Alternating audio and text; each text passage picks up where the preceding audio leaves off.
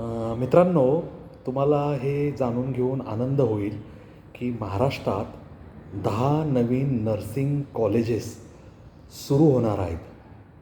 मित्रांनो, आरोग्य क्षेत्रामध्ये तज्ज्ञ, निष्णात अशा वैद्यकीय पदवीधर आणि पदव्युत्तर अशा डॉक्टरांची कमतरता आहे आणि अनेक सरकारी, निमसरकारी आणि खाजगी महाविद्यालय आणि विद्यापीठं असूनसुद्धा भारताची 140 कोटी लोकांची प्रचंड जनसंख्या किंवा लोकसंख्या पाहता आपल्याला डॉक्टरांची निरंतर आवश्यकता भासणार आहे.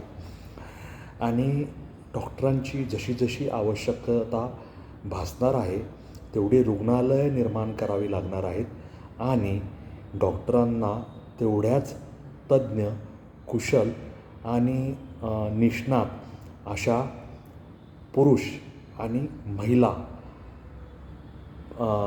नर्सिंगचा जो स्टाफ असतो, म्हणजे ज्याला आपण परिचारक किंवा परिचारिका असं म्हणतो, नर्स असं म्हणतो किंवा सिस्टर असं म्हणतो, अशांची गरज भासणार आहे. त्यामुळे महाराष्ट्रात येऊ घातलेली ही जी 10 नवीन नर्सिंग कॉलेजेस आहे, ती नर्सिंग कॉलेजेस आरोग्य क्षेत्रामध्ये पुरेसा मनुष्यबळाचा पुरवठा करण्याकामी लाभदायक ठरणार आहेत. आता कुठे कुठे ही सगळी नर्सिंगची महाविद्यालयं सुरू होणार आहेत, तर त्याच्यातलं पहिलं आहे सिंधुदुर्ग नगरी, दुसरं आहे चंद्रपूर, तिसरं आहे यवतमाळ, चौथा आहे अलिबाग, पाचवा आहे रत्नागिरी, सहावा आहे अमरावती, सातवा आहे धाराशिव, आठवा आहे गडचिरोली, नववा आहे पालघर आणि 10वा आहे अहिल्यानगर.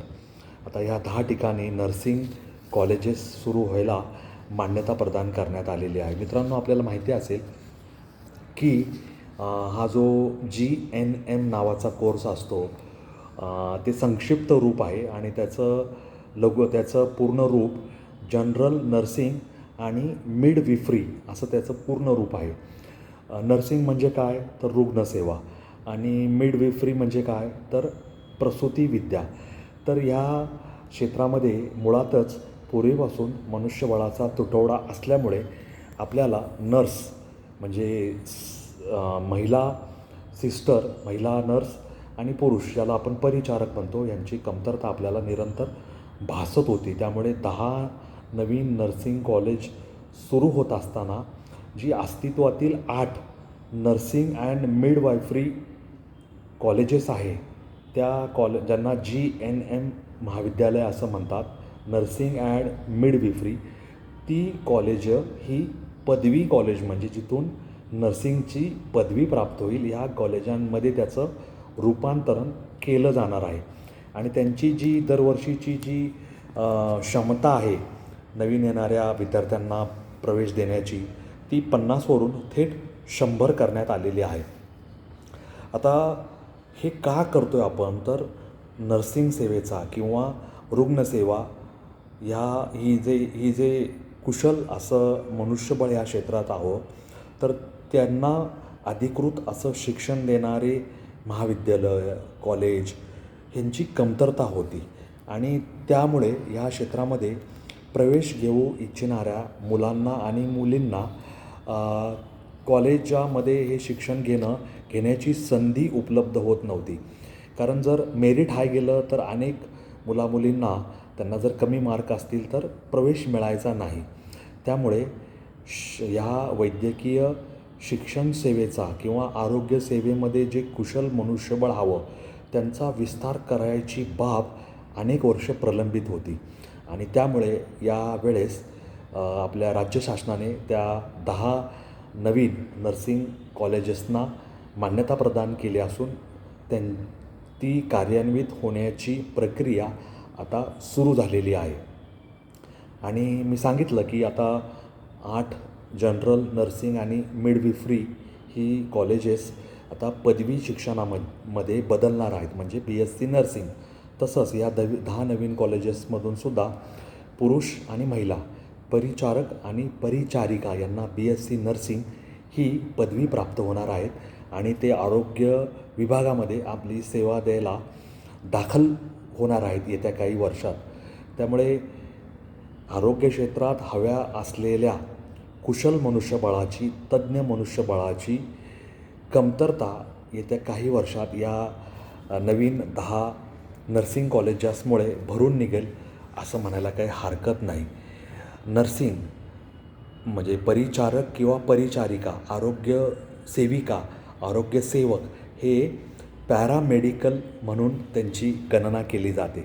म्हणजे जसं मिलिटरी आणि पॅरामिलिटरी, मिलिटरी म्हणजे पूर्ण सैनिक आणि पॅरामिलिटरी म्हणजे अर्धसैनिक, तसं मेडिकलचे डॉक्टर म्हणजे वैद्यकीय पदवीधर आणि मेडिकल स्टाफ म्हणजे परिचारक आणि परिचारिका. त्यामुळे त्यांची गरज महाराष्ट्राच्या आरोग्य क्षेत्रात तीव्रतेने जाणवत होती आणि ते लक्षात घेऊन ह्या अस्तित्वातील 8 कॉलेजेसचा पदवी कॉलेजेस म्हणून विस्तार आणि 10 नवी नर्सिंग कॉलेजची स्थापना आणि त्यांचा विकास हे सगळं प्रस्तावित आहे, जेणेकरून पुरुष आणि स्त्री अर्धवैद्यकीय बळ किंवा अर्धवैद्यकीय सेवक आता महाराष्ट्रात अधिकृत पदवी घेऊन आरोग्य सेवेमध्ये आपले कर्तव्य बजावायला येत्या काही वर्षात येण्याची शक्यता यामुळे निर्माण झालेली आहे.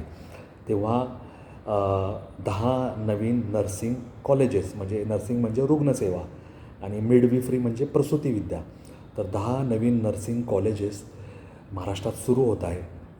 याबद्दल तुमच्या माझ्यासारख्या सर्वसामान्य नागरिकाला निश्चित आनंद होईल. आरोग्य सेवेमध्ये जे काम करणारे डॉक्टर्स आहेत, स्त्री असेल पुरुष असेल, त्यांनासुद्धा नक्कीच आनंद होईल. कारण त्यांच्या हाताखाली असे निष्णात तज्ज्ञ पुरुष आणि स्त्री म्हणजे परिचारक आणि परिचारिका असतील तर त्यांच्या रुग्णसेवेचा भार हा कमी व्हायला मदत होईल आणि ते जास्त वेळ रुग्णांच्या अचूक रोग निदान आणि उपचारावर केंद्रित करू शकतील. ते उपचार कसे करायचे, काय करायचे, स्वच्छता, वेळेवर गोळ्या, औषधं, इंजेक्शन देणं, सलाईन लावणं, ग्लुकोज लावणं ही कामं परिचारक आणि परिचारिका करतील. पण अचूक रोग निदान, शस्त्रक्रिया, तपासणी हे सगळं डॉक्टरांनाच करावं लागणार आहे. त्यामुळे ह्या सेवेचा विस्तार होत आहे, त्यात वाढ होत आहे, ही आनंदाची बाब आहे. आणि तुमच्या माझ्यासारख्या सर्वसामान्य नागरिकाला ह्या गोष्टीमुळे नक्कीच समाधान मिळेल की आपल्या समाजाची आपला समाज आरोग्य क्षेत्रात हा स्वयंपूर्ण असायला हवा. त्याला चांगल्या आरोग्यसेवा डॉक्टरांकडून, रुग्णालयांकडून आणि तिथे जे वैद्यकीय मनुष्यबळ आहे त्यांच्याकडून प्राप्त होतील. तेव्हा ह्या सगळ्याबद्दल तुम्हाला काय वाटतं मला कॉमेंट बॉक्समध्ये लिहून जरूर कळवा. माझे रील लाईक करा, शेअर करा, मला फॉलो करायला विसरू नका. माझी व्हिडिओ पाहत जा, ते लाईक करा, शेअर करा. माझा यूट्यूब चॅनल सबस्क्राईब करायला विसरू नका. आणि असेच वेगळ्या वाटेवरचे माहितीपूर्ण व्हिडिओ पाहण्यासाठी, रील पाहण्यासाठी सदैव माझ्या संपर्कात राहा. कारण माझ्या चॅनलचं नावच अनवट वाट आहे. मी अनवट वाटेवर चालत चाललो आहे.